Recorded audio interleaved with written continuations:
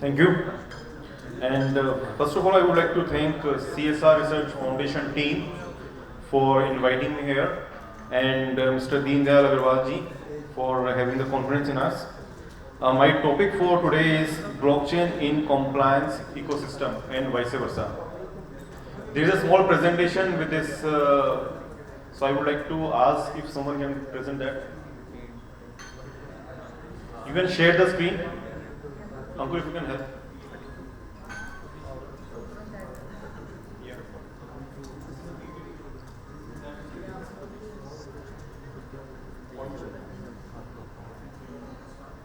You can share. Just share.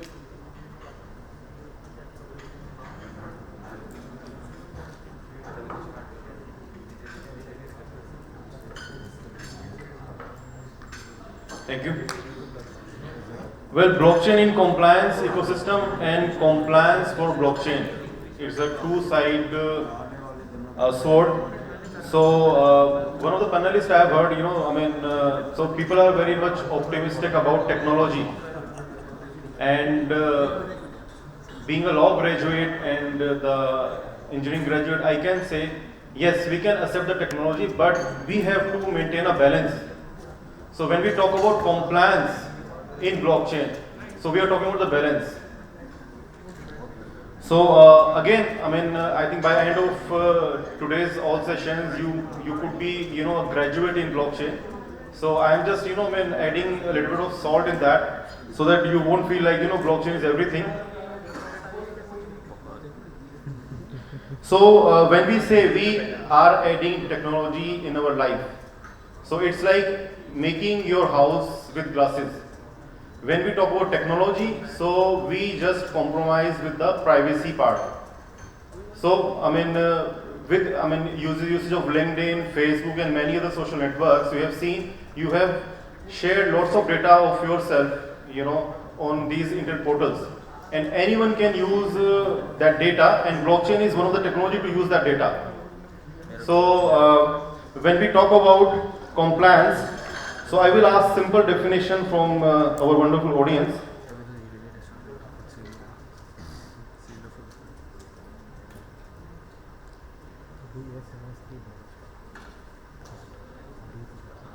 Yes. So if I will just keep this session a little interactive because I don't want to make it boring. So anyone can give a definition of compliance other than this. Okay. So it's a set of rules and regulations framed by statutory bodies for carrying out certain activities. So who are these bodies? Government. Government is framing rules and regulations to control whatever activities we are doing. Okay. So today what we are trying to do is we are trying to find the solution through blockchain to manage these compliances. So first topic is compliance, blockchain in compliances. So if government would not have made these compliances, so I think we won't be discussing this question here, and I won't be giving a presentation here. So who has created this mess? Who will bell the cat? If we want to introduce blockchain in compliance, so whosoever has created the problem, so they must come with a solution. So I suppose government shall make a framework on blockchain, and then blockchain can be used for compliances. So here again, government should set up a blockchain-enabled compliance ecosystem, thus migrating from existing fragmented system. So why we are talking about adding blockchain in the compliance system? Because we all are kind of frustrated with the system. We have many portals, many departments, and we have different silos with us. You have different identities, PAN number, Aadhaar number, you have driving license, you have ration card, so many digital entities you have been given. So, and they have their set of rules. And now what we are talking about is we need a decentralized system. Because income tax department, they have their own system, traffic department, they have their own system, GST department, they have their own system. Now they are trying to harmonize, but still they have their own system. What blockchain talks about? It talks about decentralization. Okay. So what is decentralization? There will be only one database, okay, and that will be spread to everyone. Everyone will having the copies of the database. So, I mean, that point I will come later on in my presentation.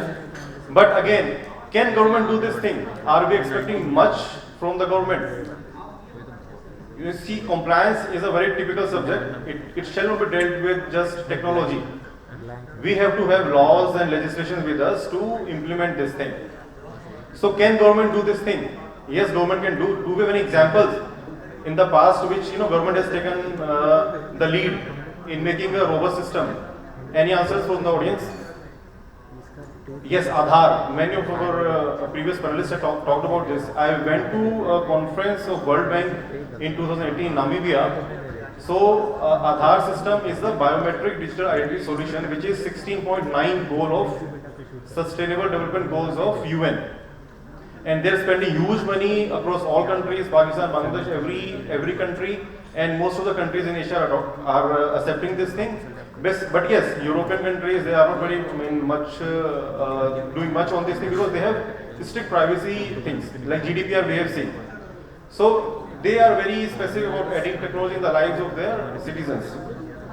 But yes, government can do this thing. Government can use blockchain in the compliance because government is holding all the data from different departments.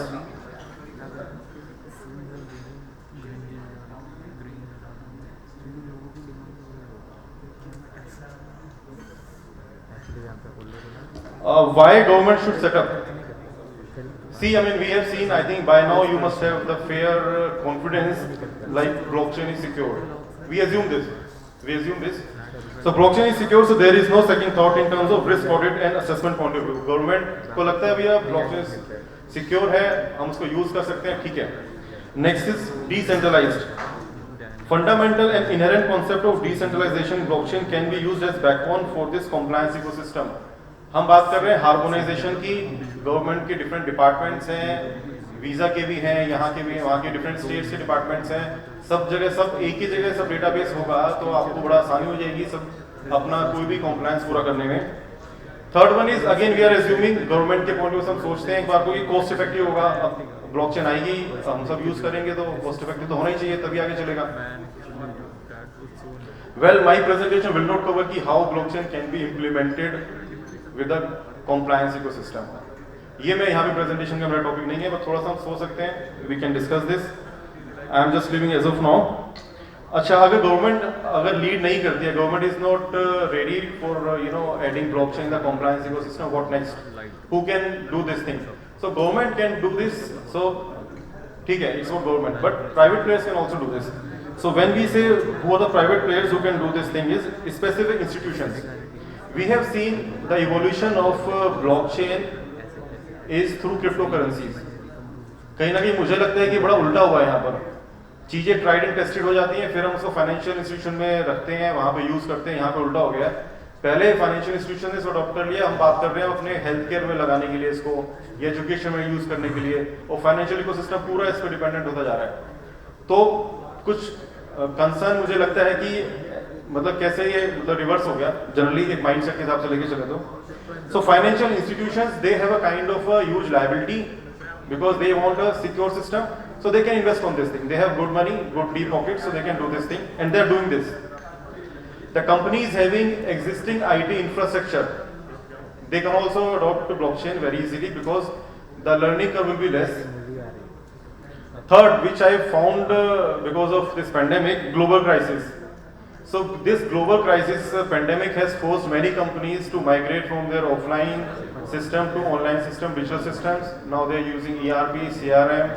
So they are trying to use cloud-based solutions. तो मुझे लगता है कहीं ना कहीं third factor जो है वो blockchain को push कर सकता है to bring in our life.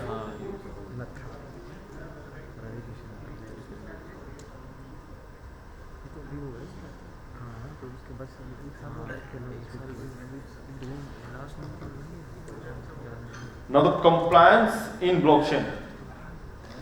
अब तक हम डिस्कस कर रहे थे कि ब्लॉकचेन कैसे कंप्लायंस में इंट्रोड्यूस कर सकते हैं. तो जैसे मैंने बोला कि government can do this thing very easily, बाकी private players they can do it at their own.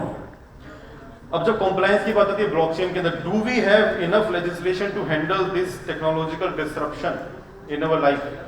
Are we ready? पीछे we have read many scenarios where लोगों ने काफ़ी पैसा लगाया क्रिप्टो करेंसीज पे and government has come up with the regulation, और वो सब आई थिंक उनका मैनेज हुआ नहीं, अब तक पता नहीं, but there could be many things. अगर कॉम्प्लायंस नहीं है किसी सिस्टम के लिए, so that could be a kind of a issue with the promotion of the technology.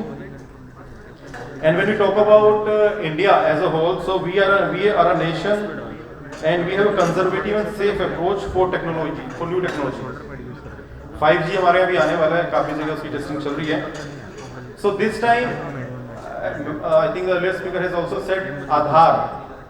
Again, Aadhaar is a very iconic project for India, and India is again leading on this thing because we have 1 billion, more than 1 billion of database, and we represent around 1/6 of the world's biometric database in Aadhaar. Okay, so we are very far ahead from many countries. We can say we are the first one. So again, when we talk about the compliance, the kind of complexity we have in a system of compliances, so if our government can lead on this thing, so we can again be a leader for the whole of the world. And when we say compliance in blockchain, so it could be the legal compliance which are enforced or pushed by the government, and then there could be the private players as well who can bring compliances, independent compliances for enabling blockchain system in your organization. So there are many already existing compliance systems like CA, CCM, HIPA, Health Insurance Portability and Accountability Act, PCI DSS, COVID, BYOD. There are many such compliances existing already there, in the system. And for blockchain as well, private players or private entities or group of organization can bring a new compliance. Now, the last slide.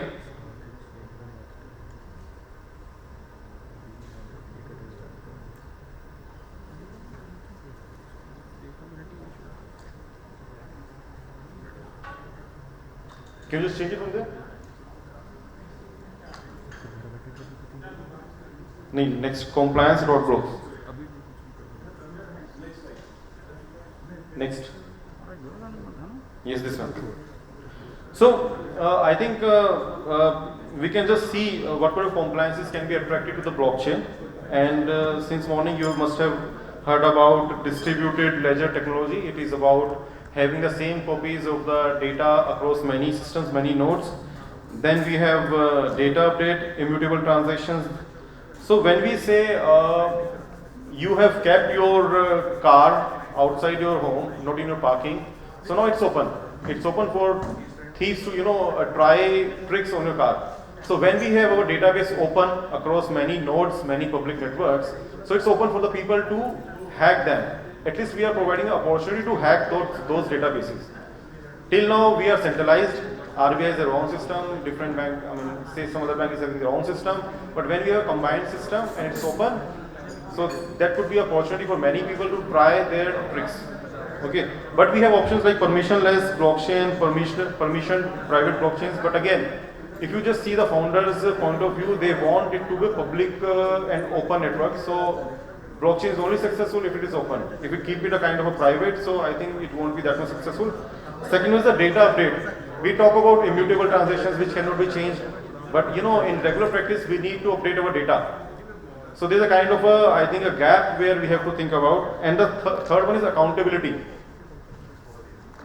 We have read many instances where the ISP, the service provider, they are arrested for anything which has been done by some other user.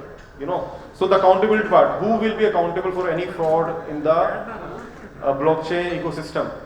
We have to set up the responsibility to different users. And the fourth one, the last one, is the limitation of application in present scenario. See, blockchain is popular as of now in financial transactions because the basis of blockchain is the transaction part, to handle the transactions, to avoid double spending. So the conclusion is, blockchain technology is promising and powerful, but it will take time to measure its suitability in terms of simplicity because it's complex. Many times enabling the complex systems in our existing ecosystem is tough, and the cost effectiveness. So these are the two things, simplicity and the cost effectiveness, that will drive the next action of blockchain. Thank you. I am done for the day. Thank you. Thank you.